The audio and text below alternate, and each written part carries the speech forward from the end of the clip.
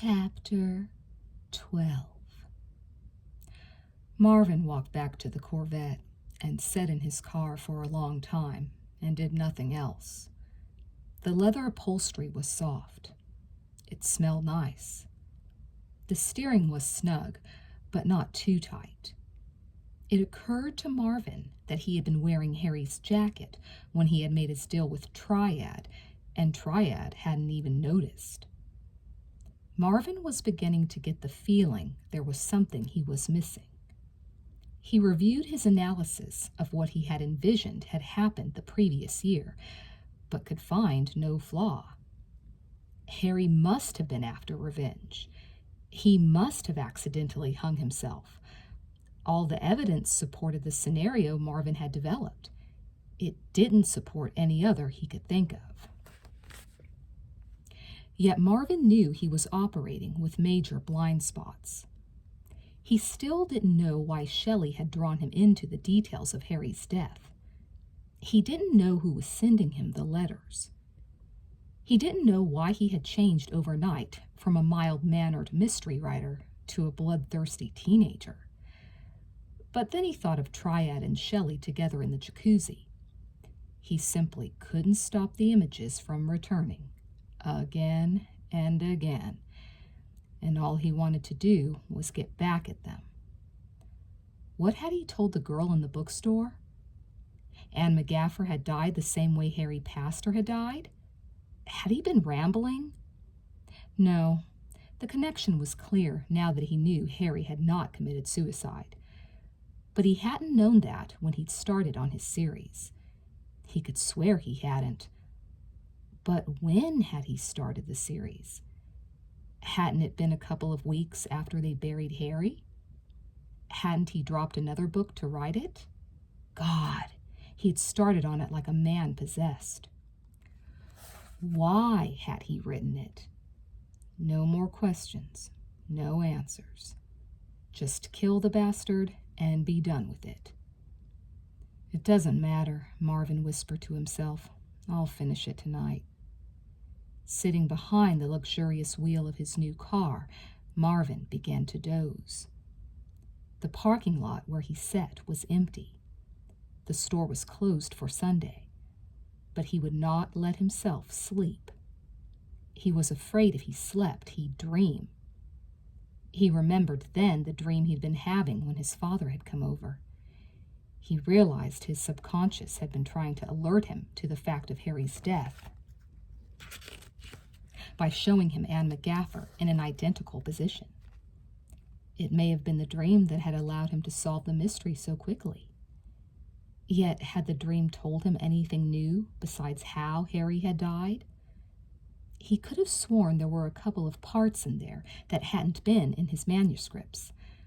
He probably should get those books out again and study them. He never really did read his own work, not once it was printed. His subconscious, his muse, his rage, his broken heart. What was the difference between any of them? I'm going to kill that bastard. Then I'll get her. Somehow. Marvin shook himself into an upright position. He'd get something to eat before he headed for the bridge. It might be the last meal he enjoyed as an innocent man.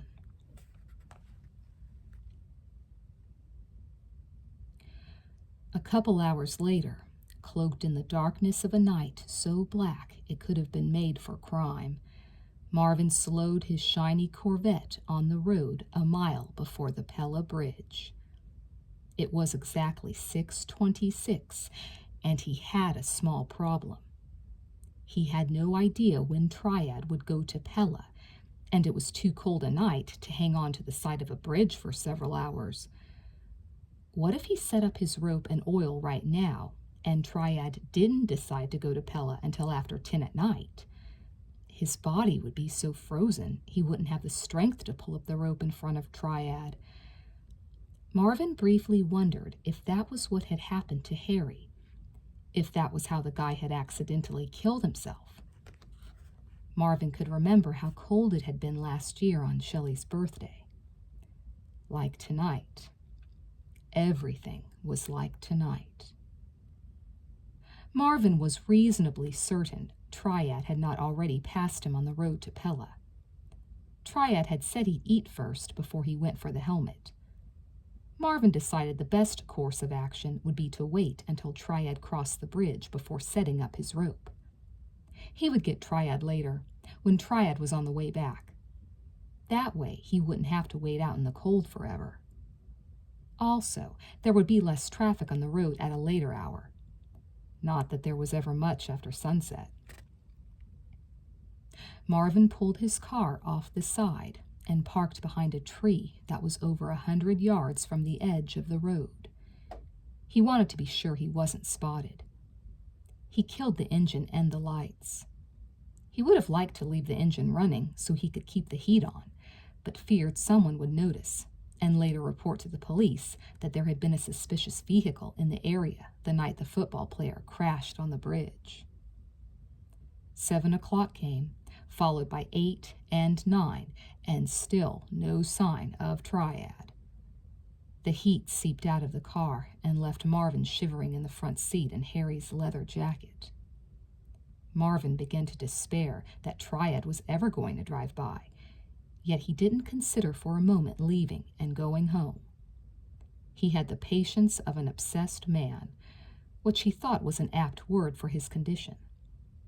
He spent the cold hours remembering his last date with Shelley last year, before Harry died. It had been a night of magic for Marvin. When he had picked her up at home, she had greeted him at the door with a smile that he was never to forget, because he thought he saw in it her love. Yeah, he thought she was falling for him, the way he was falling for her. Such a simple thing, he knew. It happened all over the world between couples, but it had never happened to him before, and because she was his first, he wanted her to be his last as well. He considered asking her to marry him right then. He was already a successful author, long before his series appeared. He could have supported her. He would have done anything for her. They went to dinner and ate their food by candlelight. They went to a show and ate popcorn. They drove home at 90 miles an hour on his bike, and they didn't see or feel any rope as they flew over the bridge. He could remember her laughing in his ear, her happiness. Her parents had been away for that weekend as well, and he had kissed her on her bed until 4 a.m, not knowing that all the while Harry was hanging by a rope above an icy river. Shelley had not spoken of Harry once that night. In fact, just as he was leaving her, at the end of their last kiss, she had whispered in his ear that this was what she wanted, that she didn't want anyone else. And he had believed her. Until Monday, a body found floating in the lake. Blue Monday. Why, he kept asking himself. Why had she turned a cold shoulder to him when Harry died? Why, if it was really him she loved? Of course, the answer was painfully simple. She could say and do anything. She didn't love him. She had proven that to him the previous night when he had caught her in Triad's arms. Yet, there was something he was missing. Something about her. Something he was seeing but not understanding. Marvin sat up in his seat. He could hear a motorcycle in the distance, approaching swiftly from the direction of Sessa. He reached for his binoculars before remembering he had left them in the trunk. He cursed silently, although he knew he didn't really need them. He was far from the road, and it was as black as it got, but he didn't need to see Triad to know for sure it was him. Who knew the sound of that bike better than he did? He just had to wait until the bike came a little closer. A couple of minutes later, he knew Triad had fallen for his bait. The motorcycle roared by Marvin's hiding spot at a hysterical speed, and the sound of its pistons was sweet music to Marvin's ears. Really, he told himself, in his next book, he must make it so that his villain enjoyed doing in his victim. There was no reason a murder mystery had to be gloomy. When Triad had passed, Marvin climbed out of his car and stood for a few minutes in the frozen air, watching the solitary headlight disappear over the distant hills. It was 8 miles to Pella from the river, maybe 10 to the actual motel. Triad would be back in half an hour if he didn't loiter in town. Marvin doubted he would. There was school the next day, and then Shelley at night. Triad would probably want to go straight back to bed. Marvin decided to leave his car where it was and walk to the bridge. There were few trees between where he was parked and the river. It would be disastrous if Triad spotted him at the last instant, after he had set up the rope. He could go to jail. Triad could kill him. Neither a fun prospect. Besides, Marvin thought, he should walk and warm up. He grabbed his rope, the knife, the oil, and the binoculars and headed toward the road. It was 9:44. Triad's motorcycle had been the last vehicle to go by for over an hour. Marvin doubted anyone would drive by until Triad returned. He reached the road and started toward the bridge. The hike to the river took him close to 20 minutes, longer than he expected. Now he had to work quickly. The exercise had done little to get his blood pumping. Indeed, as he knelt and began to tie his rope to the railing at the north end of the bridge, he felt colder than he had in the Corvette. He didn't have his gloves, and it was hard to make a respectable knot with his fingers on the verge of going numb. His task was doubly complicated. He had to make his knot strong, but he had to be able to untie it in seconds. There was always the remote possibility somebody could come by right after Triad went down. Marvin had never been a Boy Scout. He didn't know much about slip knots and stuff like that, even though the characters in his books used them a time or two. Marvin didn't tie his rope where Harry had positioned his, but put it much closer to the Pella side of the bridge. He didn't want the police to find Harry's evidence and connect it with Triad's accident. Indeed, Marvin thought, when he was done, if there was time, it might not be a bad idea to get rid of what was left of Harry's rope. Still, there was plenty of rushing water beneath the spot where Marvin would have to wait for Triad. If he slipped, if he fell, the last book in his series would never get written. Marvin had a lot more rope than he needed, but decided against cutting it, which was the reason he had purchased the knife. He wanted to keep his instruments of death as together as possible. Before wrapping his rope around the opposite rail, he opened his easy-to-pour can of oil. He put his puddle just beyond the spot where Triad would hit the rope and made it wide, 8 feet across the center of the bridge. Marvin knew he didn't need his rope to be in the exact spot the puddle was. Triad would slide into the oil, of that there was no doubt.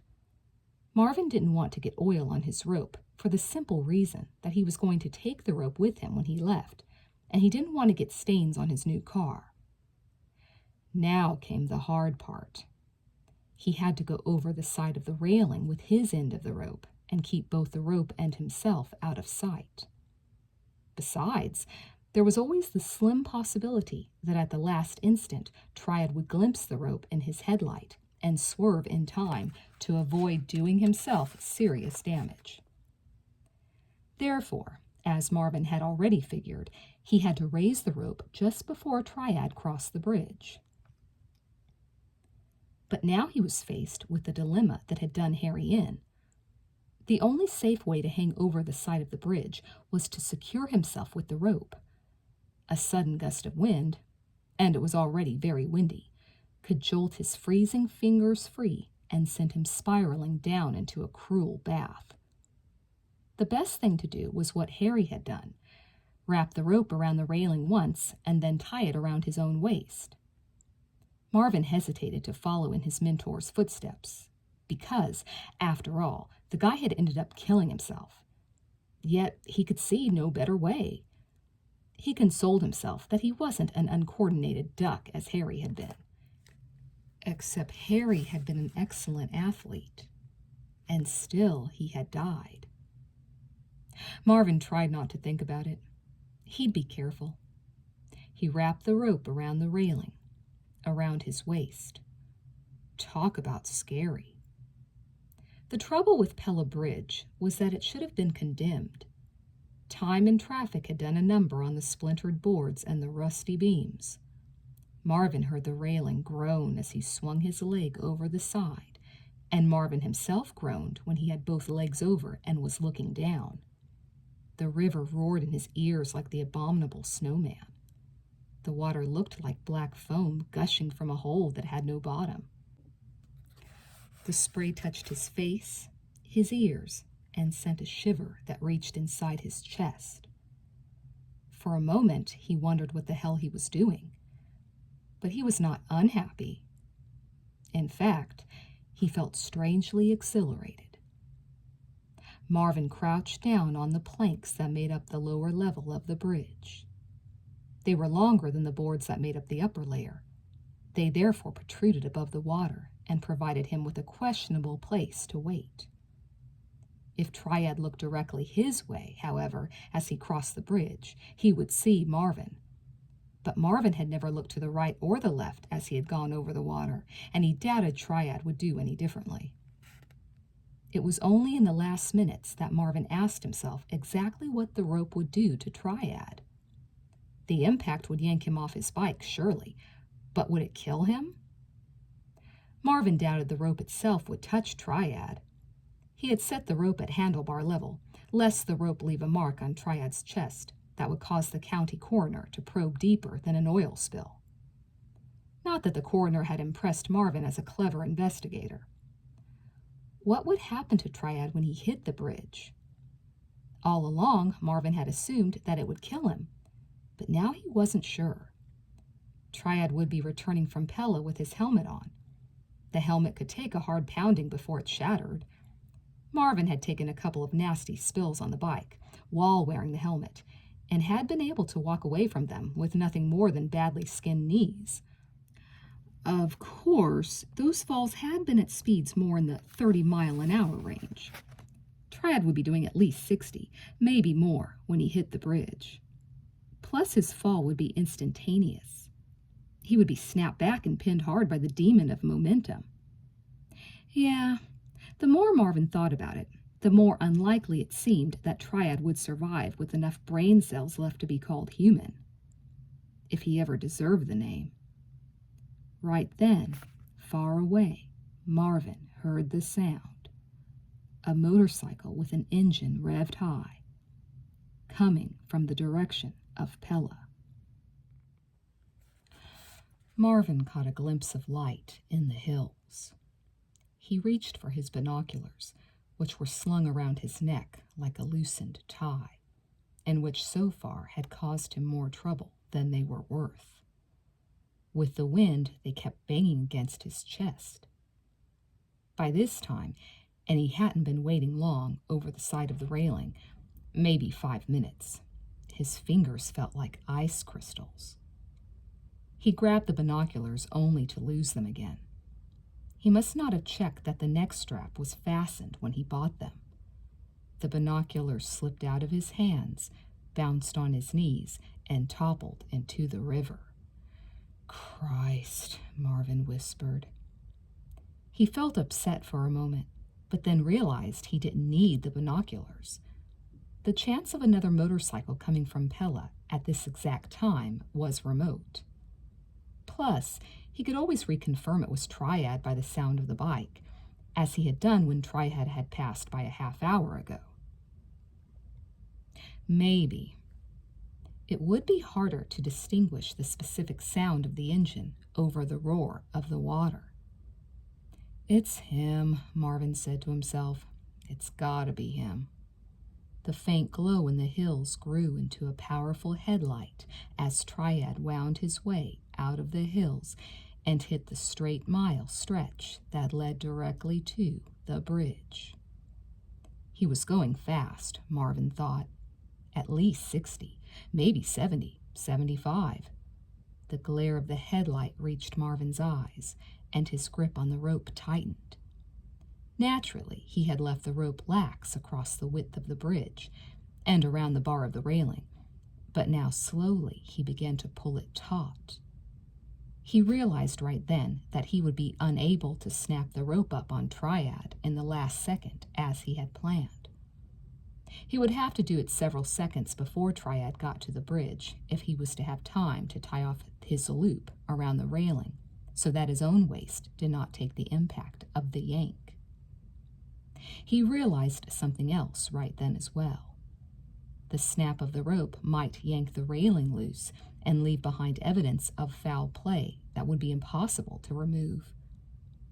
Indeed, the rope might yank his guts out. Now, why hadn't Mr. Master of Murder thought of that before? Reality was much more complicated than pretend. Still, Marvin remained committed. He pulled the rope taut. He secured it around the railing. It stretched like a dark knife in the night. Triad was coming, half a mile away, 30 seconds, and still Marvin was committed.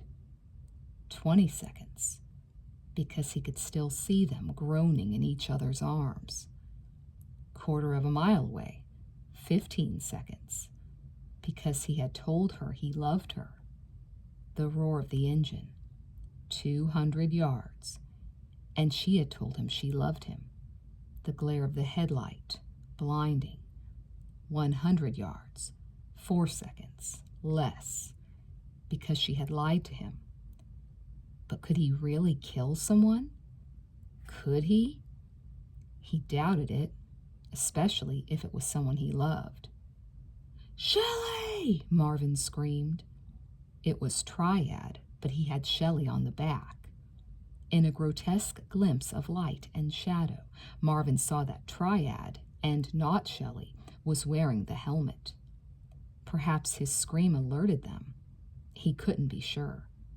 Maybe Triad or Shelley saw the rope. In any case, Marvin frantically reached to loosen the rope and drop it to the bridge as Triad slammed on the motorcycle brakes and sent the bike into a dangerous slide. Burning rubber screeched over the roar of the river. As Marvin watched, the rear wheel of the bike crept steadily forward until it was almost in front of the front wheel. It occurred to him that Triad was no amateur when it came to riding a motorcycle. That Triad was in fact stopping the machine like an expert. "Shelley!" Marvin shouted. Yes, in that moment, when time was suspended by the insane collection of colliding events, Marvin felt nothing but fear that Shelley, his Shelley, would be hurt. But he should have saved his fear for himself. Triad brought the bike to a halt 2 feet before the rope, but by then the rope was lying harmlessly on the ground. The insane moments were not over, however.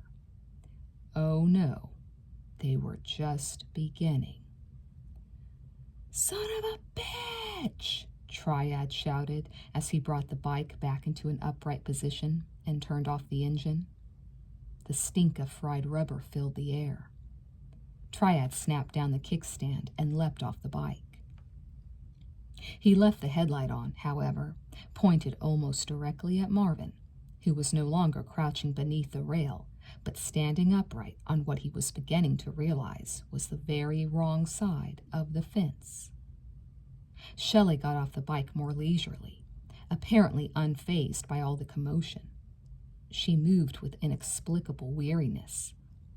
Such could not be said for Triad, however. He threw off his helmet and stormed Marvin as if he intended to knock him off the side of the bridge. Which, it turned out, was precisely his intention. "You tried to kill us, you bastard!" Triad swore as he grabbed a dazed Marvin by the front of Harry's leather coat and lifted him off his feet. "No," Marvin said. Maybe his word lacked conviction. Triad didn't seem to hear it. His face was a mask of ugly lines. Marvin didn't get to examine it closely, though. Triad drew back his fist, You're dead meat, Triad spat. The fist flew toward Marvin's face. Marvin ducked. The fist missed his face. Thank God, Marvin thought. He still had his teeth, his good looks, but he realized he should have at least waited until he was on solid ground to do his thinking. As Triad fought to recover his balance from his missed blow, he let go of Marvin. Or more exactly, he dropped Marvin off the side of the bridge. Marvin hardly had time to register the fact that he was falling toward the river when he was stopped by a horrible yank. Pain shot through the length of his body as he bobbled in the dark like a marionette with a drunk for a puppeteer. He still had the rope wrapped around his waist, but it was moving fast from under his armpits over the outsides of his arms. He saw that in a moment he would slip out of the rope and fall in the river. He had not tied it as tightly as Harry must have tied his, for fear he would accidentally hang himself by his armpits, as Harry had. Now he prayed he could hang on for a few seconds longer. He reached up with his right hand and grabbed the length of rope attached to the railing 10 feet above him. Triad's big head stuck over the side. He was smiling. "You're still there, huh?" Triad asked. He casually picked at the knot in the rope. "Not for long, sucker." Sucker. He called me a sucker. Had he been suckered? "Triad, wait!" Marvin shouted. Triad chuckled. "For what? You tried to kill us. That's a capital offense. You have to pay for it. You have to die." "Stop it," Shelley said, as she also appeared. The glare of the headlight illuminated the side of her face, and once more Marvin was struck by how weary her expression was. It was as if nothing unusual had happened to her this wildest of all nights. Just the same old rope across the bridge trick. That Marvin, she could have been thinking. When would he ever learn? "Shelley," Marvin said, and he hated the pleading note in his voice almost as much as he hated the raging water 50 feet below his dangling feet. He managed to take hold of the rope and pull himself up a foot, momentarily easing the tension on the lasso choking his upper body. Another few feet, and he would be able to grab the edge of the boards he had been crouching on only moments ago.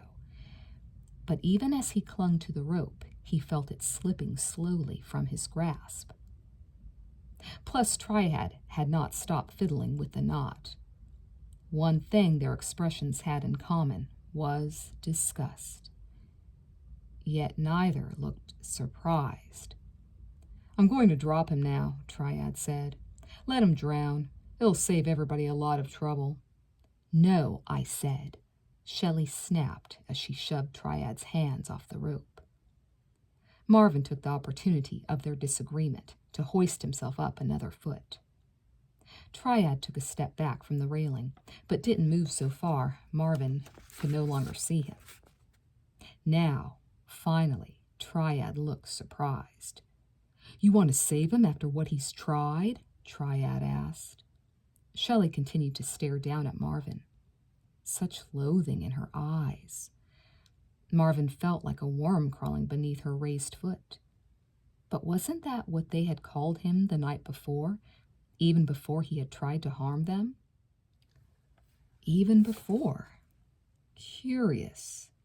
Very. They set me up.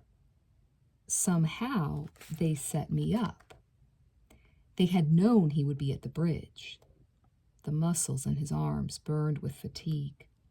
"He's not going anywhere," Shelley said. "I want him dead," Triad said. Shelley glanced at Triad as if he were a minor annoyance.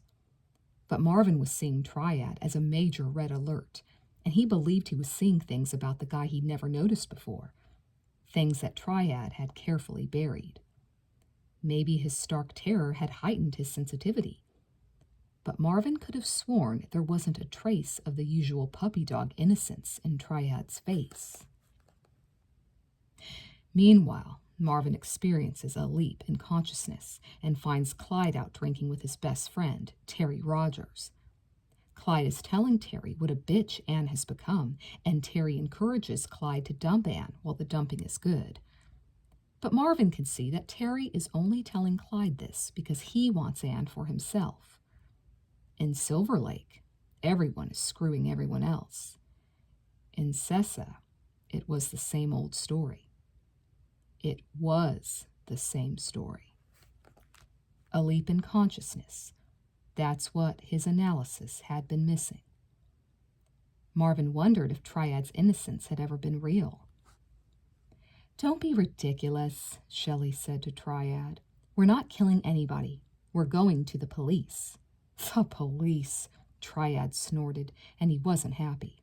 He was outright furious. Shelley couldn't see it because she was too preoccupied staring down at him, Marvin realized. A shadow of disappointment touched her weary expression. "You're so predictable," she said. "I'm sorry," Marvin replied. He reached up another foot and grabbed the edge of the planks he had been standing on while he had been waiting for the motorcycle. With a headlight in their faces, he doubted they knew his exact predicament. But his arms were exhausted, on the verge of giving out. If he was going to do something, he was going to have to do it soon. "I would have thought Max Slate could have come up with another scheme," Shelley said sarcastically. "You know who I am?" Marvin asked. She was bitter. "I know you." Marvin gasped for breath. He couldn't hang here all night. "You think I killed Harry?" he asked. Shelley nodded. "I suspected you had. But now I know." "Then why don't you just let him drop?" Triad interrupted. He wasn't really asking because he didn't wait for an answer. He grabbed hold of the rope. Shelley shoved his hands aside once more, but this time Triad shoved her back. She momentarily disappeared from Marvin's view, only to reappear, her face flushed with anger.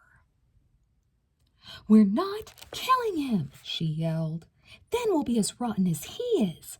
Let go of that knot. We have to pull him up." "Fat chance, sister," Triad replied, and now he wore a maniacal grin. It was a grin Marvin had seen 100 times before and never understood.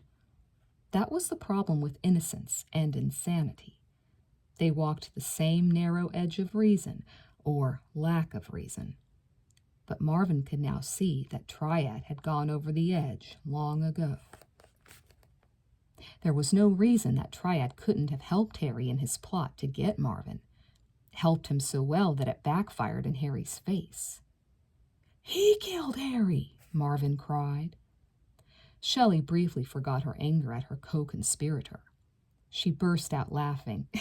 "Then why was it you who was the one waiting out here in the middle of the night with your piece of rope and your can of oil?" she asked. "Because you put me out here," Marvin said with his own bitterness. "You knew I'd figure out how Harry died, but that was where you were wrong. That's where we both were wrong. You thought I killed Harry. I thought he killed himself. But look at your new boyfriend, Shelley. Look closely. Who's trying to kill who?" There was power in his words, because, finally, he was speaking the truth, even if he didn't, as of yet, realize exactly what Triad had done to Harry. Shelley took a step back and cast an uneasy glance at Triad. Triad hardly noticed. He was too preoccupied with undoing the knot in the rope. "I told you I want you to stop that," she said. "Go to hell," Triad muttered. "If you kill him, the police will arrest you," Shelley said. Triad whirled on her. "There will be no police. Nobody will know. It's done. You set it up, and I'm finishing it." Shelley looked worried. "What are you talking about? Marvin did what I thought he would. He acted just like he did before when he got jealous. We've got proof now. We can clear Harry's name." Triad almost choked at the mention of his friend. "Harry's name? Harry's fame? Who gives a damn? Harry's dead. He's better off dead. He was happy when it ended. I made sure he was happy. He took you, and he didn't give a damn what I thought. No one gives a damn what I think." Shelley was very worried now. She began to back up slowly. "I don't understand what you're saying, Triad. We made a plan. We have to stick to our plan. Marvin is right," Triad cackled. And in a blur of speed and power, he reached out and grabbed Shelley by the throat. He yanked her toward him until her face was inches from his steaming lips. "Marvin is a goddamn genius," Triad confided to Shelley. "No!" Shelley screamed, throwing her head back and trying to shake loose. No such luck. Triad started training for football season the day after the previous football season ended. He lifted weights and injected himself with steroids and probably ate his hamburger raw. He was strong. He shifted his hold on Shelley to the back of her neck and smashed her forehead onto the railing. Shelley crumpled to the ground like a broken doll. Triad turned back to Marvin. "I never read any of your goddamn books," he growled. "I bet you can't even read," Marvin shouted back at him. It may have been a bad time to insult Triad's intelligence. The glare from the motorcycle headlight had not fooled Triad's eyes one bit. Before he worked any more on the knot, he reached a powerful leg over the side of the railing and trounced on Marvin's clinging fingers. Marvin's fingers were about as cold as they could be and still have a trace of feeling left in them. That trace greatly magnified when Triad's heel ground into his knuckles. Marvin screamed and let go of the planks. "God!" He did not fall exactly as he had a minute before. This time he had seen the attack coming and instinctively jerked back from Triad just before Triad stepped on his fingers.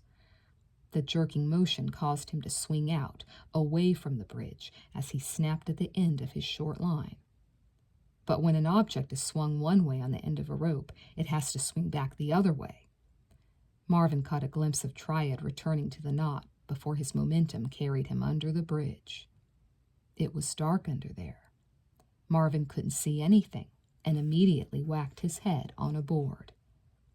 He shot out his arms and grabbed the offensive piece of wood with both hands. He praised it rather than cursed it when he felt the tension on the rope suddenly disappear. Triad had finished undoing the knot. Marvin felt the remainder of the rope, the part that had been stretched across the bridge, whip down toward the water. That was when he had his first good idea of the entire night. "Ah!" Marvin screamed. But it was no ordinary scream. It was a carefully formulated trick. He let it trail off swiftly and then suddenly stop, as if he had gone into the water. Then he became completely silent. He hung under the bridge with the muscles in his arms crying for relief and his lungs bursting for air and didn't utter a peep. "Hello?" Triad shouted. "Marvin?" Yeah, like I'm really going to shout back. "Over here, Triad. Come kill me. It's getting late." Then Triad did the most amazingly stupid thing. He had to be complimented for not completely falling from Marvin's fake plunge. That was true. But there was no excusing him when he got down on his belly and pulled himself a couple of feet under the railing so that he could lean over to see if Marvin was holding on to the bottom of the bridge. The fact that Marvin was doing exactly that still didn't get Triad off the hook. Because as soon as Triad stuck his head over the edge and peeked under the bridge, he placed his face in a perfect position for a major rearrangement courtesy of the heel of Marvin's right boot. "Hi," Marvin said when he saw Triad's surprised expression. Marvin swung up and kicked as he had never kicked in his life. His first blow caught Triad smack on the nose and made a sickening cracking sound. A wad of blood burst over Triad's face, as if it had been waiting inside a delicate balloon attached to his cheek. Triad's head rolled forward and went limp, but that didn't stop Marvin. He swung up once more and kicked the top of Triad's head, causing the football player's fat neck to snap back. Marvin might have kicked him a third and fourth time if it hadn't been for the fact that his arms simply couldn't take any more. Desperately, he clawed his way back to the edge of the bridge. In this effort, he was aided by the fact that the bottom of the bridge was crisscrossed by easy-to-grab boards. In a moment, he was hanging beside Triad's messy face. The guy was still breathing. Worse, he appeared to be coming around. "Damn," Marvin muttered. He would have to back up the way he had come to get in position to kick Triad again, if he had the strength, which he did not. No, he thought, he had to get back on top of the bridge, or else he was going to fall in the water, whether Triad put him there or he did. Marvin took a deep breath and pivoted in midair and raised a clawing hand, groping for anything that would support his weight. Of all things, he got Triad's belt buckle. What the hell, he thought. The guy was heavy. He was wedged in the lower part of the railing. If Triad couldn't support him, then they would both drown, and so be it. "One more second. That's all I ask, Arms," Marvin muttered. He pulled himself up. He almost gave himself 2 hernias and a stroke in the process. But he sure felt good when he was sitting on the bridge, catching his breath. He felt like $1 million. No, 2. He had, after all, almost that much in the bank. He felt that way for maybe 5 seconds. That was when Triad sat up and looked at him with bloodshot eyes. "Where the hell did you come from?" Triad asked, dazed. Marvin leapt to his feet and slammed his heel down on the side of Triad's left knee, which was hanging over his right leg at a precarious angle. Something metallic clanged on the road as Marvin attacked, but he didn't take the time to look down to see what it was. There was cruel design to Marvin's blow. Triad had hurt his left knee the previous season and had had surgery on it after the last game. Triad howled at the kick and doubled his knee up to his chest.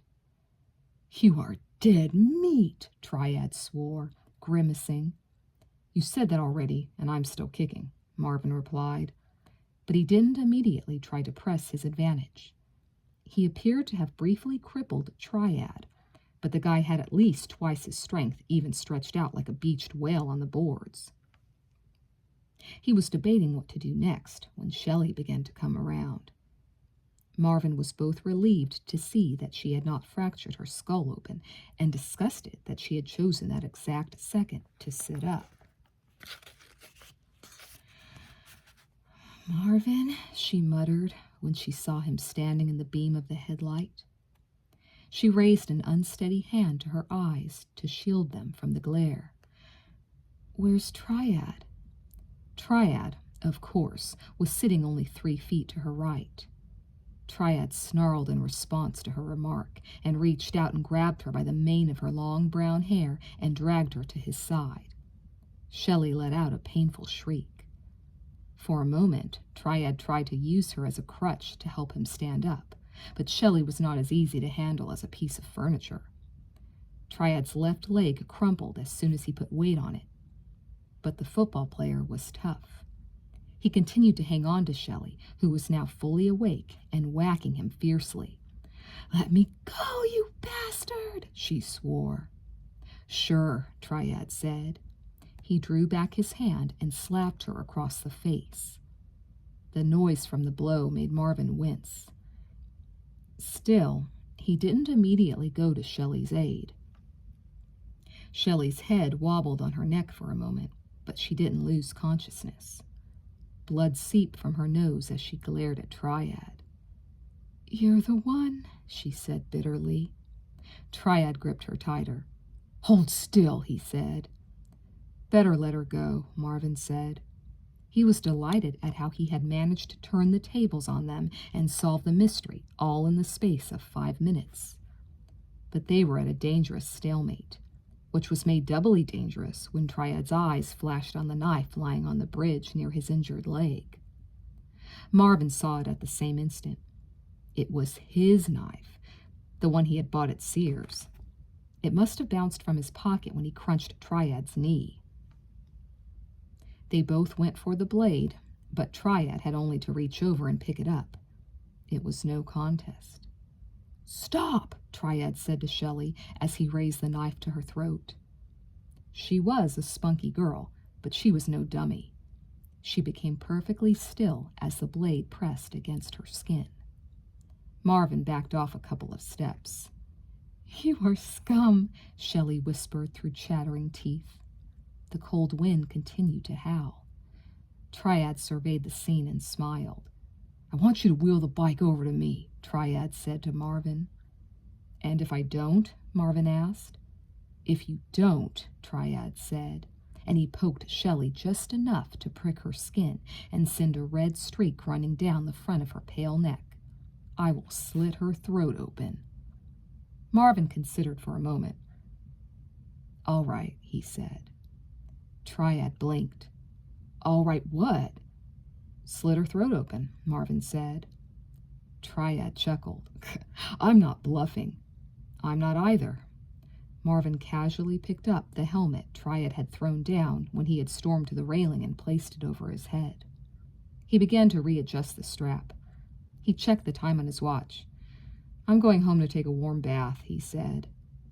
"Marvin?" Shelley moaned. "Yes, Shelley?" Marvin asked. "What can I do for you?"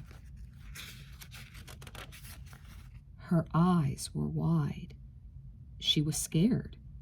He would have been with a blade that sharp pressed to his throat. "Save me," she said pitifully.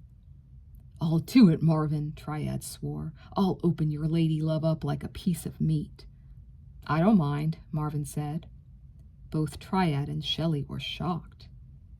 "You can't just leave," she complained. "You can't take my bike," Triad said. Marvin finished readjusting the strap on his helmet. He strode over to the motorcycle and swung his leg over the seat. Triad had left the key in the ignition. "But I can," Marvin said. He booted the kickstand up and started the engine. The Corvette was nice, but it felt good to have his old wheels beneath him. His fingers were stiff from when Triad had stepped on them, but not so stiff that he couldn't crank the throttle. The roar of the bike mingled with that of the wind and water. Marvin felt a strange relief inside, one he hadn't known in a long time. "He'll kill me," Shelley cried. "I'll kill her," Triad agreed. Marvin smiled. "I'll tell you what Max Slate would say about this situation. He would say that it was BS. The heroine sets the hero up, but now she wants him to rescue her. But he doesn't have the motivation, you see. He doesn't care if the villain kills her. Then there's the villain himself. He's as bad off as the heroine. He doesn't know that he's already blown it. He can't kill the heroine because then the hero will tell the police. He can't kill the hero because he can't get to him. The villain may as well kill himself. Or here's a better idea. The heroine should try to kill the villain. The guy's rotten to the core, and it would give the heroine a chance to redeem herself. If that's possible." There were tears on Shelley's face. "How can she do it?" she asked.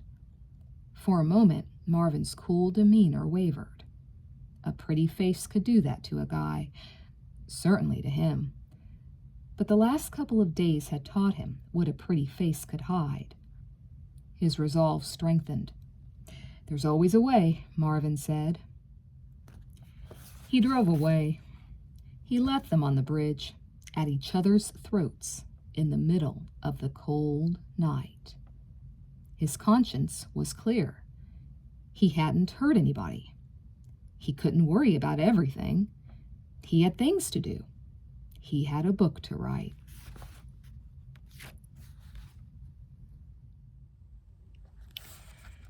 Chapter 13. Marvin did not go home.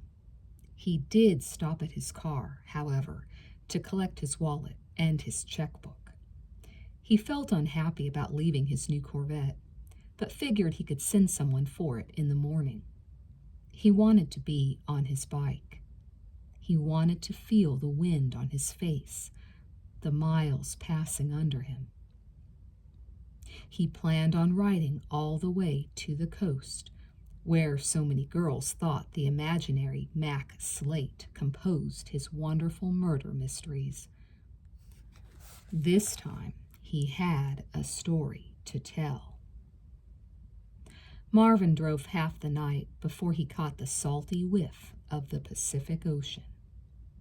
He ended up in a small seaside town called Forest. Appropriately enough, its few buildings were surrounded by deep forest. There he stayed at a tiny motel called Fred's House. He slept to noon the next day, and when he awoke, he left and rented a cottage overlooking the crashing waves. Next, he drove to a neighboring town called Tabit, which was a little larger than Forest, and where he was able to rent a computer and a printer. He had a devil of a time carrying them both back to his cottage on his motorcycle, but did manage. The cottage was furnished. It even had a coffee pot, always a good friend to a writer past his deadline. There was also a phone, and he sat down and placed 3 calls. The first was to his sister, Anne. He got her answering machine. She had her own phone. He left the message that he was all right, working on his book, and that she would see him Friday. Next, he called his editor. He promised her she would have his manuscript in her hands Saturday. He would express mail it to her home address, and she'd be able to read it over the weekend. Finally, he called Big Ed, the guy who had sold him the Corvette. He described where the car was and promised Ed a couple of $100 if he'd pick it up and store it at the dealership until he returned for it on Friday. Ed was wise enough not to ask too many questions. Then Marvin disconnected the phone. There was a stereo in the living room, and Marvin set up his computer at the kitchen table. He flipped the dial to the local rock station and turned the volume up high. He started to write. Boy, did he write. He sat at his computer, typing at warp speed, until his spine ached and his belly growled. Then he walked to a nearby store and bought a sandwich, a bag of potato chips, and a Coke. But he didn't loiter. He didn't talk to anybody. He didn't stop to stare in any store windows. He walked straight back to his cottage and sat down at his computer. The plot of his book thickened. Clyde began to suspect that his best friend, Terry, had killed Anne. But Clyde didn't tell anybody, not even the reader, and a few pages later he turned up dead in the same lake where Anne's body had been found. Outside the cottage, the sun set and then came back up, and Marvin went for another sandwich. The plot deepened. Sweet Mike, who had had sex with Anne in front of a blazing fire, began to suspect that Clyde would not have committed suicide out of grief, not a year after his girlfriend had died. Mike went to see Jessica, Anne's best friend, who had had sex with Clyde on the hood of her green Alfa Romeo. Mike tells Jessica of his suspicions. Then Mike and Jessica fall in love, right in the middle of their conversation. Jessica is, after all, as beautiful as Anne was. She was getting better looking every few paragraphs. But by then, Marvin was exhausted, and he lay down and slept for a few hours. When he awoke, Mike and Jessica were kissing in a jacuzzi and wondering why they had never noticed each other before. But they didn't have sex because they both suddenly remembered Anne and began to cry in each other's arms. They had sex the next night, however, when they were both feeling stronger. It was while lying beside Jessica that Mike came up with the idea that Anne had not died in Silver Lake, but had died hanging from a bridge that stretched over a river that ran into the lake. He didn't wake Jessica and tell her, however. He loved to look at her while she was sleeping. Somewhere in the middle of Mike's analysis of Anne's death, Marvin had to rest again. He was enjoying writing from Mike's point of view more than ever. The guy was having a lot of good times with Jessica, and Mike was a lot like him. In fact, Mike probably was him, if the mirror theory of his series and his life was accurate. Yet he already knew that it was only partially true. Harry Pastor's murder had inspired Anne McGaffer's murder. Sessa had planted the seed of Silver Lake. But a parallel was not the same as a copy. There were more people in the book than he knew in real life. And still, he didn't know how the book would end. The days rolled into one long spin of the earth around the sun. He drank pots of coffee, ate sandwiches from the deli, and occasionally walked along the beach. The sound of the crashing waves revived him when he was most exhausted. He was in a tunnel of concentration he had been in before, but never had he been driving so fast. Yet he felt the power. He had been within inches of death and survived. What a rush! And as Max Slate, he controlled the destinies of everyone in Silver Lake. Back at the computer, back in Mike's mind, Mike visited Jessica unexpectedly and found her making passionate love to Terry in the backyard next to the doghouse. Poor Mike. He was devastated. He wanted revenge. He wanted to kill them both, but Terry first because there was still a possibility that Mike would make love to Jessica one more time. Before he killed her, of course. Jessica, who was not only Anne's best friend, but her alter ego as well. Mike came up with a plan to destroy Terry, taking bits and pieces of how Anne had been destroyed. Yet Mike didn't understand that Terry was the ultimate villain. Mike only knew that he felt good about plotting Terry's murder, when only a couple of months before he couldn't have hurt a fly. But that was the key, inside and outside the series. Where do you get your ideas from, Mr. Slate? He could finally answer that one, he thought. The stories were all a subconscious interpretation of reality. Can you dig that? Sweet Mike of Silver Lake fame could. He sold Terry a motorcycle and told him he could pick up the registration slip in a nearby town, on the other side of the bridge. But Terry asked Jessica to come with him, and Jessica went because she believed her plot to catch the dastardly Mike had finally come to fruition. Yes, sad as it was to reveal the truth to millions of teenagers, but Jessica had been plotting against Mike from the opening sentence of the last book, and the only reason she had slept with him was that it was required of her. Late Thursday night, Marvin brought his characters to their final confrontation on the bridge. By early Friday morning, Mike was able to escape the deadly arena with the other two at each other's throats. Yet sweet Mike was not happy. He still had things on his mind. So did Marvin. Marvin sat back from his computer and wondered if Shelley was okay. He had come within maybe 5 pages of the end of the book. He could go no further until he returned to Sessa. He checked the time. It was 2 a.m. It would take him an hour to spell check his work. The printer he had rented was a letter-quality dot matrix. It would take 3 hours to print out the entire manuscript, during which time he could sleep. If he woke at, say, 6 o'clock, it would be 9 o'clock in New York, and his agent and editor would be in their respective offices. Then, with a few calls, he could get a new ball rolling in his life. Marvin finished cleaning up the book and started printing it. He had tentatively titled it The Mystery of Silver Lake 6, Night of Grief. He crashed on the sofa in the living room. When the noise of the printer stopped, it would wake him. He slept well for the next 3 hours. He always did when one of his books was printing.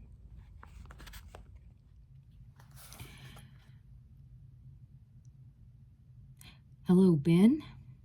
This is Marvin. I've decided to accept that offer to fly down to Hollywood to meet with the director and the producer. Can you arrange things for me? Great. Yeah, we'll finally get to meet. I'm sure neither of us will look the way the other thought. What was that? Oh, those letters. Yeah, I found out who was sending them. Just some young girl. You don't have to worry about her. I'll talk to you soon. But Marvin was worrying more and more about Shelley. It was as if getting all the recent events out of his system and onto paper had given him a more genuine perspective on things. I did leave her in the hands of a murderer. Marvin called his editor next. Hello, Pat? Rejoice. The book is done. Hear it printing in the background? That's it. No, I'm not just telling you that. You will see it tomorrow morning. You will know who killed Anne McGaffer. You can't wait? All right, I'll tell you right now. Just kidding. Hey, Pat, I thought of this great promotional idea. I want your publicity department to contact the media out here and have them come to a reading of excerpts from the final installment in the Silver Lake series. I want to do the reading at a local high school called Sessa High. It's in Oregon. That's where I live, yeah. You like the idea? I thought you would. I want to do the reading this afternoon. Yeah, today at noon. Sure, your people can arrange it. Why not? It'll just take a few phone calls. No, I'm not going to read the part that explains who killed Anne McGaffer. Do you think I'm crazy? What?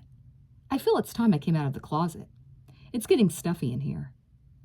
I agree. I deserve more personal recognition. The reading's got to be this afternoon. The principal at the high school must be contacted promptly.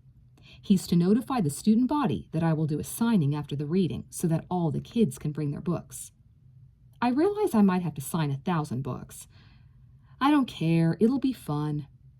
The principal and the media must be told that my real name is Marvin Summer. That must come from you, not from me. That is very important. That's my real name. Really? Monday will be too late? Why? Because, Pat, this story is not just any story. A few minutes later, Marvin set the phone down. Pat said she would get on it right away. It was time to go home.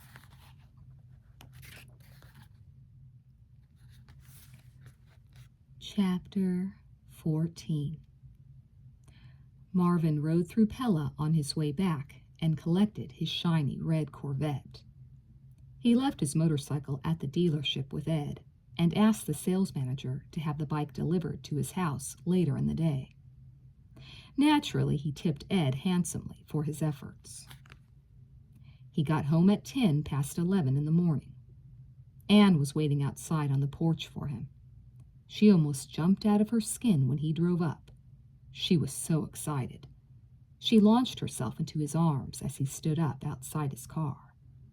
"I missed you," she cried, burying her face in his shoulder and hugging him tighter than he deserved. He felt a stab of guilt. He should have called and spoken to her directly and put her mind more at ease. "I missed you too," he said. "What's with the car?" she asked. "It's mine. I bought it." "Really? That's cool." "How's Mom?" he asked. Anne let go of him and bounced on tiptoes. "She's not drinking. She hasn't had a drink since you punched out Dad." Marvin felt a rush of pure delight. "Really?" "Yeah, her brain's working again. I hardly know her." "What made all this happen?" Anne shrugged. "I don't know. I think she got scared that night. Oh, Dad's in jail. The police came right after you ran out of the house and arrested him for breaking our TV. They're going to keep him in jail for 90 days. 90 days. 3 months. Marvin would be 18 by then and in full control of his bank accounts. His father wouldn't be able to touch them while he was behind bars, so his money was safe. He didn't have to hide any more.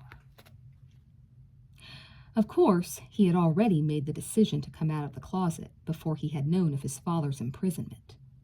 The truth of the matter was that he had been ready to take on his father if the guy had tried to take his money. He was tired of cowering behind his pen name. He had almost been looking forward to the legal battle. But it was probably better this way, much better if it meant his mother had been shocked into going straight. Perhaps being in the slammer would sober up his father. Marvin didn't really dislike the guy. He just felt sorry for him. "I finished my book," Marvin said casually. Anne squealed. "All of it?" "I'm down to the last few pages." "Is it bitchin'?" "The best." She hugged him again. "You are the best. You're my big brother." "I'm going to read from the book at school today. The TV and the newspapers are going to be there. I'm going to do a book signing and interviews." Anne almost fainted dead away. "I can tell all my friends you're Max Slate?" He laughed. "Yeah, tell everybody." "Tell everybody what?" his mother asked, coming out the front door. If Anne hardly knew her anymore, Marvin hardly recognized her. It was as if she had gained 10 pounds in the last week. Her dark hair had shined to it, and the lines on her face were almost gone. But the biggest change was in her eyes. They were clear, they were alert. He walked over and gave her a hug. "You look wonderful," he said. She let go of him and smiled. "I feel wonderful." "You're not going to start drinking again because I've come home." She laughed and socked him. He couldn't remember the last time he had heard her laugh. "You nut! You've had Anne and me worried to death. Where have you been for the last week?" "I was in a small town called Forest. It's on the coast." "What were you doing there?" His mom pointed at his Corvette. "And where did you get that car?" Marvin spoke seriously. "I bought the car at a dealership in Pella. I got the money for it from books I've written. That's what I was doing in Forest, writing the final book in a series I've been developing for the last year." His mother was bewildered. "What are you talking about? What books?" Anne flashed a grin that went from ear to ear. "Have you heard of Max Slate, Mom?" she asked. Their mother paused. "Isn't he that novelist who writes those scary teenage stories?" Anne pointed at Marvin. "He's your son." Their mom still didn't get it, and it wasn't because of any lingering alcohol in her system. The news would have been too much for any mother to comprehend. "I heard on the news that Max Slate was going to be in town this afternoon," she muttered. "Is that what you're talking about?" "He's always been in town," Marvin said, squeezing his mother once more. "But now he's back to stay. Don't worry, I'll explain everything later. Right now Anna and I have to go to my school." "They've called a couple of times looking for you," his mom said. "They're looking for me now," Marvin agreed. Sessa High was abuzz with anticipation. Marvin and his sister got there a few minutes before lunch started, and already half the student body was loitering in the halls. They had never had a celebrity visit before, certainly not one who had touched them so directly. Everywhere Marvin and Anne walked, people were asking, "Did you hear? God, why is he coming to this dump?" They were so excited they didn't even stop to ask Marvin why he had his little sister with him, or why he had a manuscript tucked under his right arm. Although Marvin had not specified it during his conversation with his editor, he was happy to see the principal had not yet revealed Max Slate's true identity. At least 2 TV stations were setting up equipment in the gym.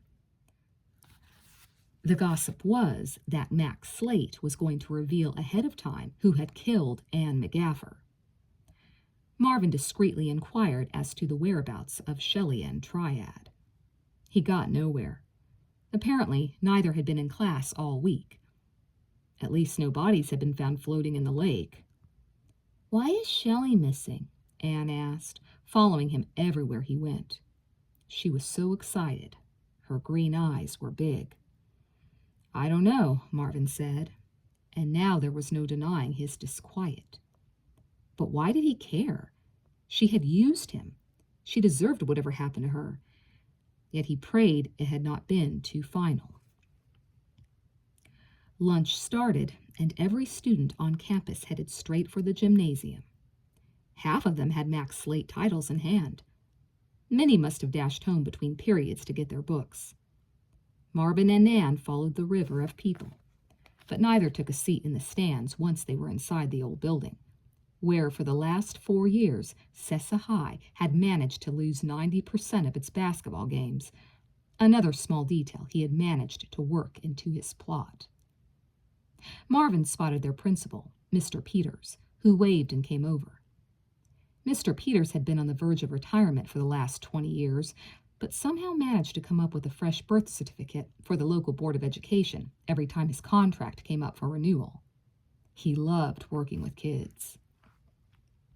In all my 50 years teaching, I have never been so stunned as I was this morning when I got that call from New York, Mr. Peters said, beaming.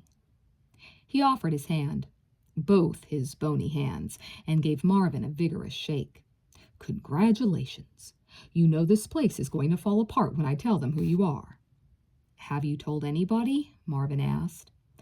A couple of the TV people know, Mr. Peters said, glancing over at a remote crew that Marvin realized was a network.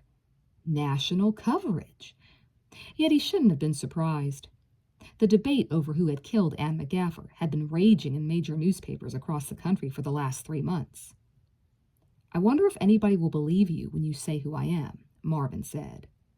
They will, Anne piped up. I can vouch for you. It took 15 minutes for the crowd to settle down. Many had food with them, but few were eating. Gazes kept flicking to the entrance. Where is he? What does he look like? What famous starlet will he arrive with on his arm? Marvin saw Sandy, the redhead from Mr. Ramar's class, who thought Max Slate was still suffering from a love affair that hadn't worked out. Then there was blonde Deborah, who believed Max Slate had a whole cute family of blondes to keep him company. Mr. Ramar and Mrs. Jackson were sitting together in the front row. Occasionally, all 4 of these people would look at him, speaking with Mr. Peters, but none of them paid much attention to him. Mr. Peters leaned over and spoke in Marvin's ear. How do you want to be introduced? The principal asked. Marvin glanced down at Anne. What do you think? He asked. You should be introduced as my big brother, Anne said with a straight face. Marvin chuckled and then was thoughtful for a moment. Tell them you'd like to introduce Marvin Summer, who writes the Max Slate books. That's all. You don't have to say anything else. That's true, Mr. Peters said, understanding. They know who you are. Do you want to take questions? Or give a brief talk? Or read from your new book? I'll talk for a couple of minutes, Marvin said. I don't want to give a speech. I'll take a few questions. Then I'll read and sign books. A hush settled over the audience as Mr. Peters stepped to the microphone. The lights from the TV cameras went on, flooding the basketball court in eerie brilliance. Marvin continued to search the stands for Shelley or Triad. He could have been straining to think up the ending of his series. He would just have to wait and let it come. One or the other, or neither. Sometimes the best ending was to have nothing at all happen. Sometimes it was the saddest. Mr. Peters cleared his throat. Ladies and gentlemen, it is my great pleasure to introduce a young man you have known for years. Let's have a big hand for Marvin Summer, author of the Max Slate thrillers. The place did not erupt at the announcement. The opposite occurred. The silence deepened. Marvin could have heard a pin drop as he walked to the microphone. The glare from the lights half blinded him, but he noted that Sandy from Mr. Ramar's class had fainted dead away. Mrs. Jackson was not doing much better. She had her head down between her knees, and Mr. Ramar was anxiously checking on her. Marvin remembered that Mrs. Jackson had been working on a novel for the last 10 years, but had been unable to get it published. The rest of the people were frozen in place. Marvin didn't know where to begin, so he just started talking. "Hi," he said. "I feel self-conscious at the moment. I like to think that I know most of you here, but that none of you have really known me. Since my books were published, I've walked around this campus feeling smug. I'd see some of you with my titles and I'd think, they don't know I created that.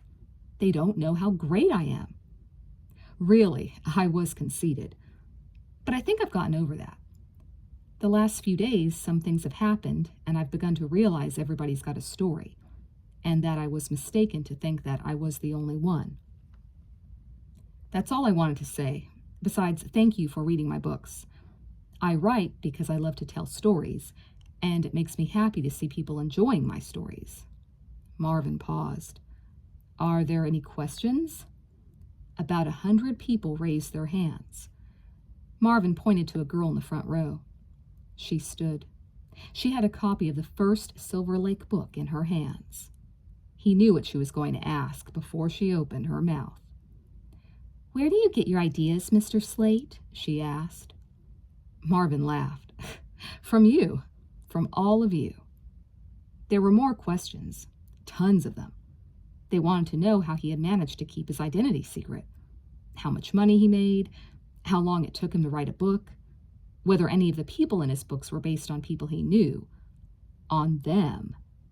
Marvin laughed again at the last question and sat down and began to read the beginning of the last installment of The Mystery of Silver Lake. Mike Madison sat in class watching the beautiful Jessica Moss putting lipstick on her wide, sensual mouth. Jessica was 2 seats up on his right, and she was reading a Hollywood sex novel. She looked as if she was really into the book. Every other page, her cheeks would turn red and her breathing would accelerate. Mike suspected she was reading nasty parts, and he wondered if Jessica was feeling particularly hard up. Mike sure was. He had not been with a girl since Anne McGaffer. That had been a year ago, only 2 days before Anne had died.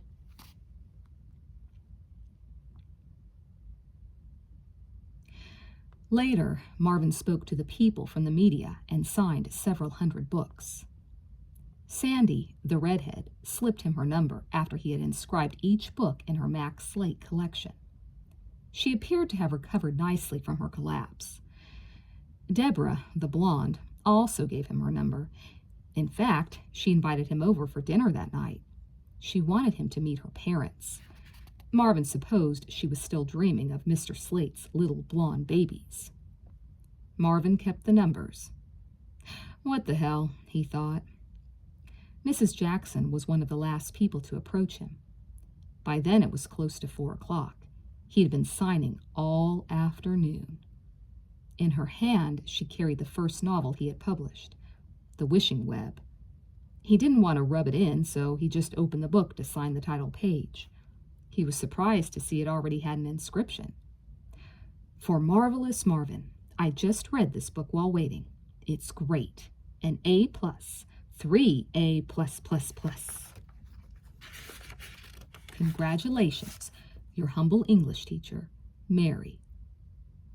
"Wait till you read my Seymour the Frog series," Marvin remarked. Mrs. Jackson was a good sport. "I can hardly wait," she said. Epilogue. But Shelley Quaid never appeared, not even at the end of the line, as Marvin had dreamed she would. He finished the day by accepting a few more girls' phone numbers and then slipped out with his sister. Anne kept shaking her head.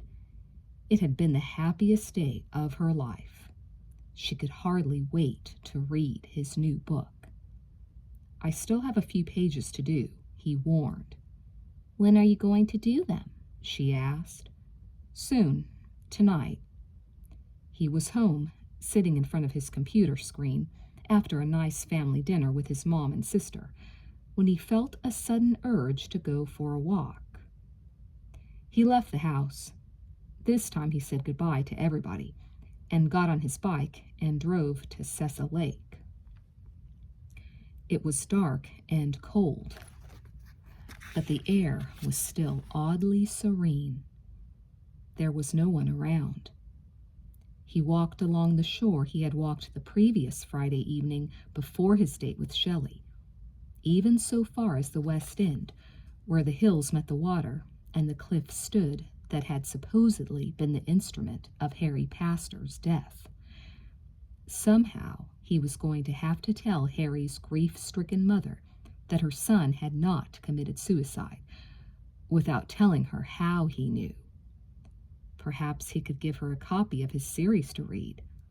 So many secrets between those carefully worded lines. He was sitting with his feet dangling over the cliff, the water flat and black 100 feet below, when he heard a sound off to his left. He looked up to find a white figure approaching. A girl, a pretty girl. The world was full of them, but there weren't too many like this one. "Hi," she said, when she was closer. "Hello, Shelley," he said. "How are you?" She came and sat beside him. "Fine. How are you?" "Excellent." He paused. "Are you armed?" "Marvin." She allowed a soft laugh. She was 3 feet away, and it was so dark she was nothing but a silhouette. "I have your knife." "Can I have it?" "Maybe." She scooted a little closer. He could have reached out and put his arm around her, if he had wanted to. "I've missed you this last week," she said. "Everybody's missed you. Where have you been?" "Here and there, waiting for you to return." "You didn't have to wait," he said. "You're not going to talk?" He shrugged. "Who am I going to talk to?" Shelley sighed, but didn't say anything. They stared at the water for a while. Finally, she spoke. "Do you want to know what happened?" "Sure. I'm a sucker for a mystery. Start at the beginning." She lowered her head. She was not dressed warmly, a thin white sweater, but the cold had never seemed to bother her. He was surprised when she suddenly shivered. "I thought you killed him," she began. "I guess you know that already, but I didn't think it at first, at least not consciously. I just didn't want to be around you. I missed Harry so much, and there was something about you that reminded me of him. Even then, though, I knew you were Max Slate. I'd known since the 3rd time we went out. I'd read The Wishing Web when we started dating, and the way you talked, and the way the book was written, they were the same. Do you know what I mean?" He nodded. "They had the same voice." "Yes, but I didn't know for sure. But then all those wonderful stories you used to tell me, right off the top of your head, that made me wonder, too. So much that I snuck into your house one day when nobody was home and turned on your computer. Then I knew." She paused. "Does that make you mad?" "You tried to have me killed, Shelley. The fact that you also snooped around my room doesn't exactly shock me." She chewed on that a moment. "I see your point. But you're wrong to think I wanted you killed. That would have been easy. But I was telling you my story. Where was I? The summer after Harry died, last summer, your series was out, and I read it. Right away I was struck by how you had worked Harry's death into the plot, exchanging Anne McGafffer for Harry. But then I read the second book, and the people, the circumstances, the events, I began to see that you were writing about what had happened to Harry." "You saw more than I did," Marvin quipped. "I find that hard to believe." Marvin shrugged again. "I'm not going to try to convince you." She stared at him a moment. "The series made me realize that the only way you could have known so much about how Harry died was to have killed him. So last summer I began to suspect you. But I didn't do anything. I wasn't sure. But the 3rd book came out, and then the 4th and 5th, and each added more detail and gave me more confidence that you were the culprit. It was then I decided I needed to test you. But that's crazy. Why would I have killed Harry? For the same reason Mike Madison killed Anne McGaffer. But Mike didn't kill Anne, Marvin said impatiently. Terry did. I didn't know that. I hadn't read the last book. Why didn't you wait till it came out? Then you could have bought it at any bookstore and known for sure. What was the matter? Were you too cheap to spring for the $4? Shelley was indignant. I am not cheap. You didn't know it was Triad. I mean, Terry who killed Anne until last week. You've said that much yourself. You couldn't have written about it unless everything that happened on the bridge between us happened. Oh, so now I suppose I owe you some of my royalties. That wouldn't be a bad idea, she snapped back. Shelley, I'm saying that you have been writing about this whole business from the beginning, and that my suspicion of you was natural. Shelley stopped to take a breath. She looked back down at the water and continued in a lower voice. I thought you killed Harry because you were jealous of him, because you were in love with me and wanted me for yourself.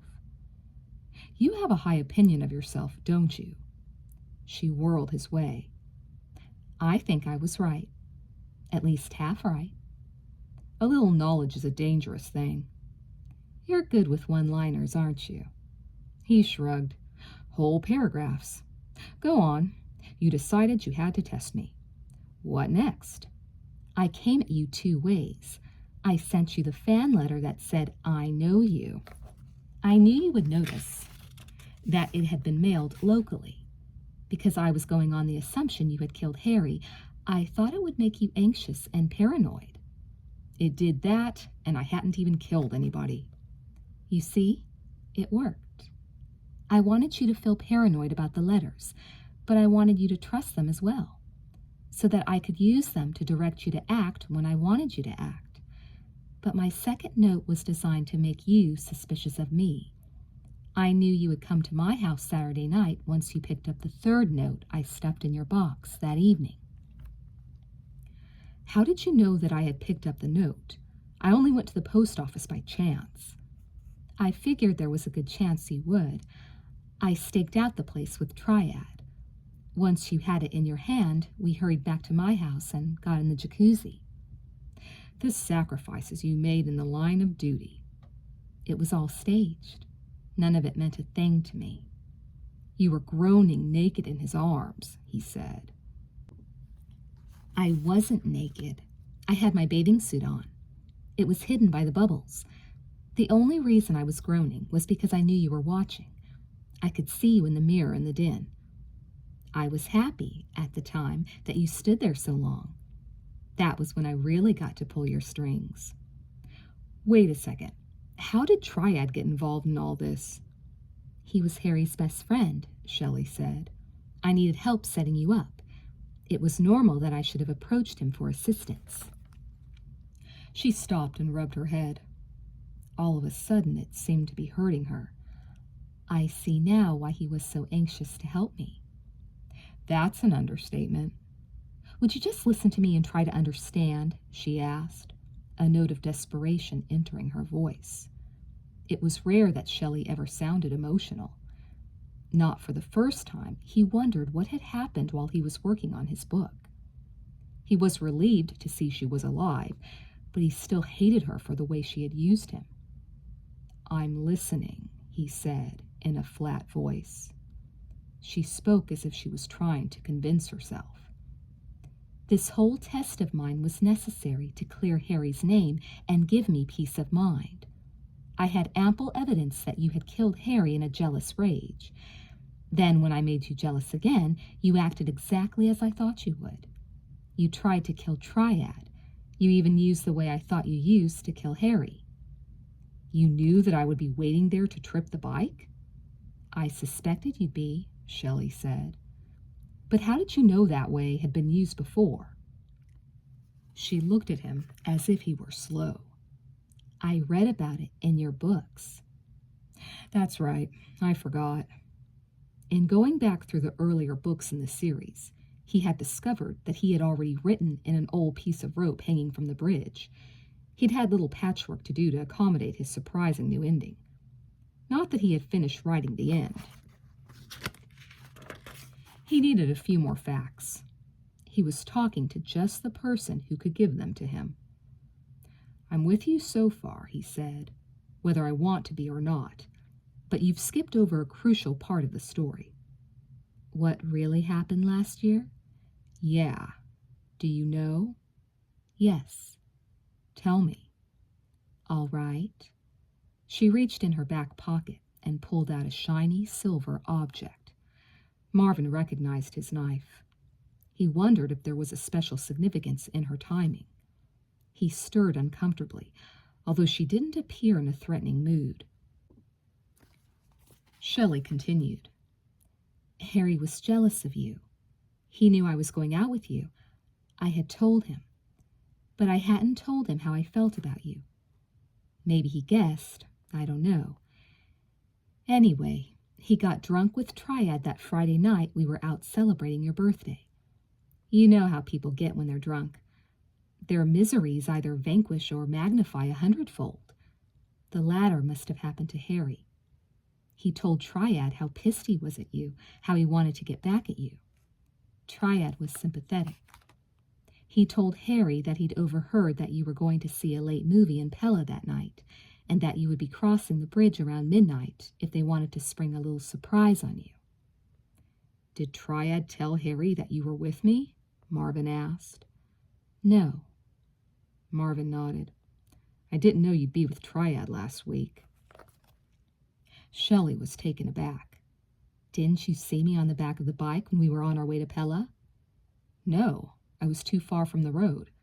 Go on." "Triad and Harry got a piece of rope and a can of oil and headed out to the bridge," Shelley said.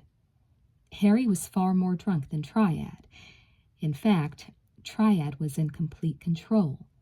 He knew exactly what he was doing. This was the opportunity he had been waiting for. He thought he could kill two birds with one stone. You see, Harry had made a fatal mistake when he had confided in Triad about how jealous he was of you." "Because Triad was also in love with you," Marvin interrupted. Shelley was impressed. "How did you know?" "It's in the book I just wrote." "Seriously? How did you know to write that?" "I could see it in Triad's eyes on the bridge." "Even as he was smashing my head into the railing?" "Especially then," Marvin said with a note of bitterness. "You forget. I know from experience what jealousy can drive a man to do." She ignored his tone. "Harry set the rope up. Or maybe Triad set it up. I don't know. But it was Harry who went over the side of the railing with the rope around his waist. He sat there waiting in the cold for you to come by, ready to trip you off your bike. But then you came by with me on the back and he realized his mistake. At the last second, he let the rope drop." She paused. "Harry wasn't a killer." "I believe you," he said sarcastically. She was angry. "You're the last person in the world who can take that tone with me." He didn't snap back. "I also lowered the rope when I saw you were on the back," he said. "I think I would have lowered it if you hadn't been on the back." "Really? Didn't you hear me shout out?" "No," she said. "Triad wanted to wear the helmet. The wind was strong in my ears and my eyes. Triad was going to break all along. He'd had a bike a couple years ago. He knew how to stop them in nothing flat." I could see that. Marvin realized there was a big hole in her story. "When Triad was getting Harry drunk and talking him into wasting me, did he know you would be returning from Pella with me?" Shelley didn't hesitate. "Yes." "But then he was risking you? I don't understand." Her voice was cold. "Don't you? You say you didn't know I was on the back of the bike last week. All right, I believe you. But why didn't you know? Were you afraid to look when we were on the way to Pella in case I was?" She had turned the tables on him quickly. "No. Like I said, I was too far from the road, and then I dropped my binoculars in the river and—" Marvin heard his voice trail off. He supposed he might have been trying to avoid the issue until it was too late. But it was hard to imagine he could have been so cold-blooded. He added, "I don't think I really wanted to hurt you." "Last year, Triad didn't care if I died along with you," Shelley said. "If he couldn't have me, no one was going to have me. I'm sure he had it all figured out. He would have made sure Harry took the rap for our deaths. Last Sunday, Triad didn't care that it wasn't part of the plan to have you die. It was his turn to get back at her. Are you sure that wasn't part of your plan? I came awfully close to going in that water." Shelley spoke firmly. "I figured I could go to the police and tell them you had tried to kill Triad and me, and that you had probably killed Harry. I would have had Triad as a witness. That was my goal from the beginning, to make you pay for what you had done. Look, we both screwed each other. That's the way it is. You keep acting like you're my moral superior, but there's no difference between us." "There is a big difference," Marvin said. "You drove me to do what I did. You started it." "Because I thought you had started it," Shelley snapped. "But I didn't start it. You made the wrong assumption. You were wrong. And you were right to string a rope across a bridge in front of an oncoming motorcycle?" Marvin was getting tired of the argument. It kept going in circles. "Finish your story," he said. "Harry dropped the rope and we went by. Triad went running to him and shoved Harry off the edge of the bridge. Triad hung him by his armpits. He let him hang there all weekend. Triad even went and played in the football game while Harry was trapped under the bridge." Shelley sniffed. "Harry must have been dead, though, when the rope finally snapped and he fell in the river. I hope he was dead." Marvin found it difficult to speak for a moment.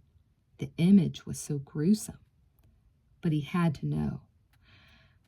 "Go on," he said. "You know the rest. You saw on the bridge how Triad showed his true colors. I was as surprised as you. More so." She touched her head again. "What a fool I was. The bastard was right in front of me all along and I couldn't see it. Especially after I knew. Oh, never mind." "Especially after you knew what?" She twisted her face into an odd expression. "Especially after I knew that the Terry in your books had been out drinking with the Clyde in your books not long before Clyde turned up dead." Marvin snorted.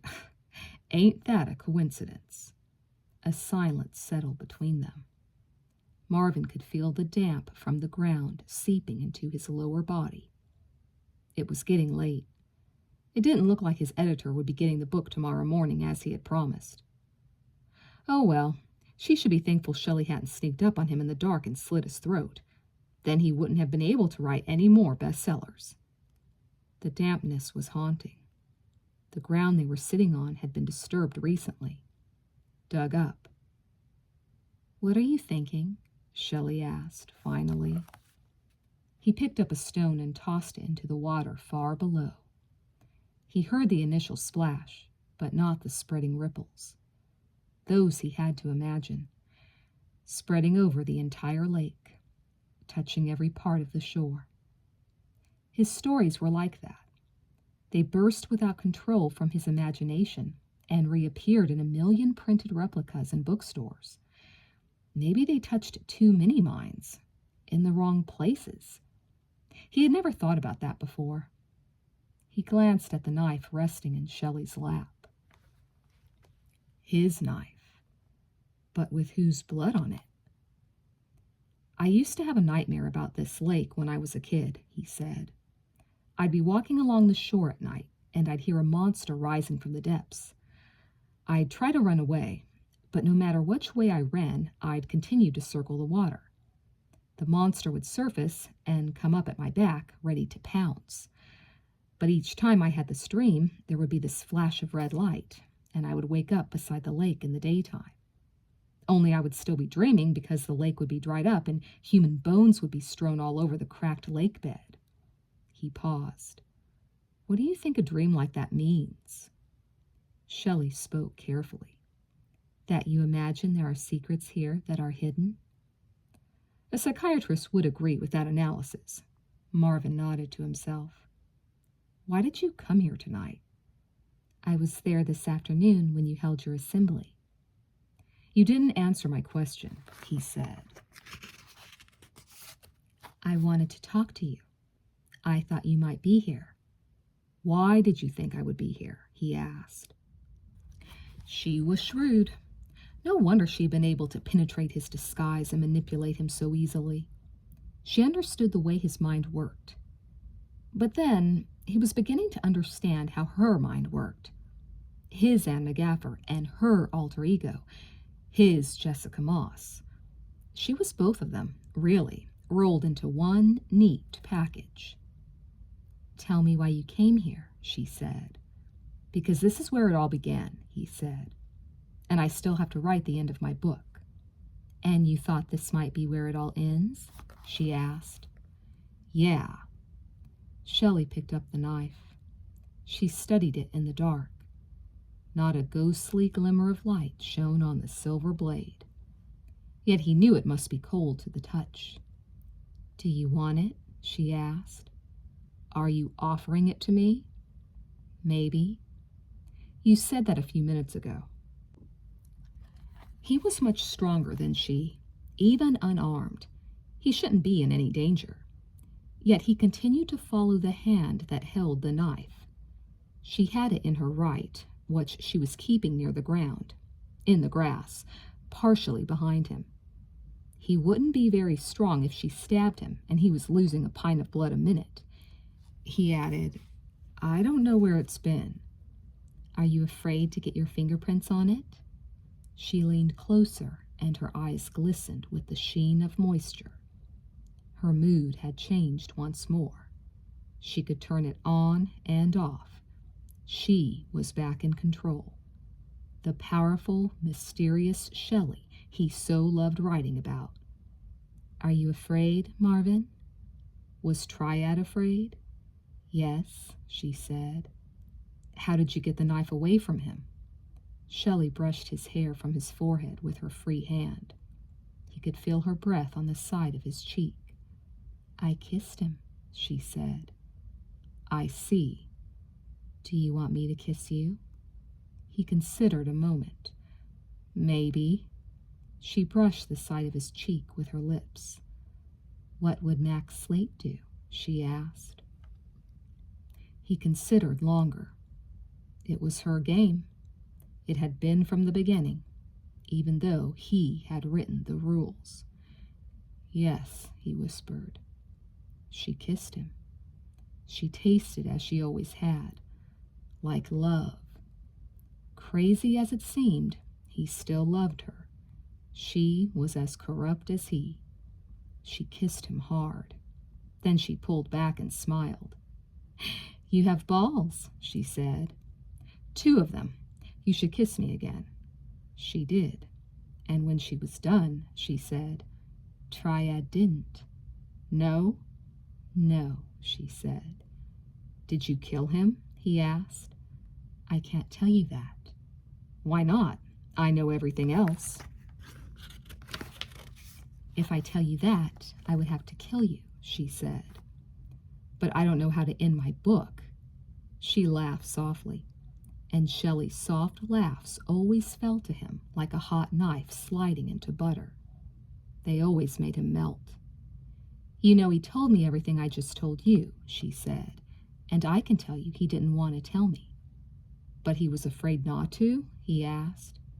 Yes. She pulled away from him and lifted a handful of the loose soil they were sitting on. With her left hand, she continued to keep the knife in her right hand. She let the soil pour through her open fingers. He had a right to be afraid, she said. And that's one body that will never be found, he whispered. I didn't say that, she said quickly. He didn't feel like arguing with her. Ever again, for that matter. I didn't hear you say it.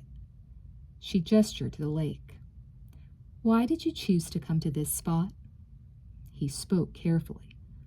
I wanted a soft spot to sit. She brushed the dirt off her hand. She batted her eyelashes.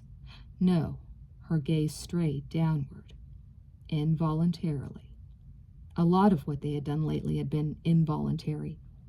He wondered himself why he had chosen the exact spot where she had buried Triad to stop and rest. "You know enough to finish it," she said. "I suppose. Will you let me?" His question caught her by complete surprise. "Sure, if you put in a sentence at the end about how the heroine did what she did in self-defense." Marvin nodded. "I understand." She laughed. "I'm glad." She took the knife and cast it far out into the water. He heard the splash. He imagined he saw the ripples as they rebounded on the farthest shore. He would have to watch them closer in the future. She leaned close. "I want another kiss," she said. He hesitated. "What's it going to cost me?" She stroked his leg with her now free right hand. "A percentage of your royalties." "How much?" "A small percentage." He put his arm around her shoulder. "I'd be crazy to be partners with you." "That's why you're such a genius." She kissed him. "That's why I love you so much." She kissed him again. "Because you are totally nuts." "That makes two of us." "Ain't that the truth?" Shelley agreed.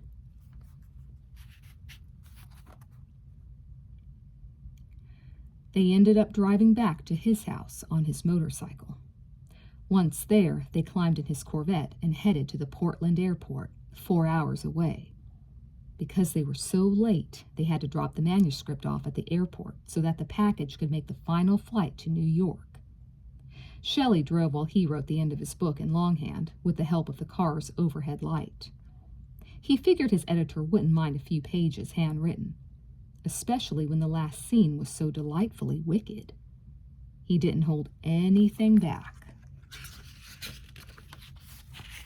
Jessica slit Terry's throat wide open, and later in the same week had sex with sweet Mike, this time in the back seat of a hot, red sports car. Sitting beside him, Shelley said she didn't mind what he wrote. "No one will believe it anyway," she said. Marvin grinned. He was on the last page. Mike was having a good time. "We'll have to see if it all comes true," he said.